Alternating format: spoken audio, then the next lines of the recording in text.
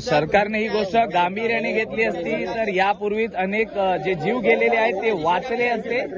साहेब, वाचले असते जीव जर सरकारने गांभीर्याने घेतला असता तर. एकही जीव जाता कामा नये. एकाही जीवाची किंमत 25 लाख होऊ शकत नाही. 25 लाखांनी गेलेला माणूस, एखाद्या गेलेल्या तरुण विधवा महिलेचा नवरा, एखादं छोटं बाळ, एकुलती एक मुलगा, एकुलती एक मुलगी, घरातली महिला भगिनी, हे 25 लाखाच्या बाबतीने पुन्हा येणार नाही.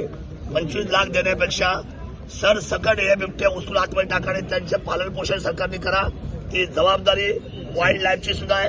वाईल्ड लाईफ सांगताय की तुम्ही आमची लोक उचला आणि तुम्ही आमच्या पिंजऱ्यात ठेवा.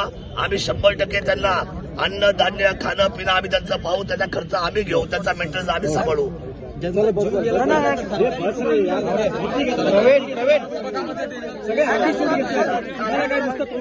सरकारी नोकरी मिळत नाही आणि अशा कायद्यामध्ये तरतूद नाही.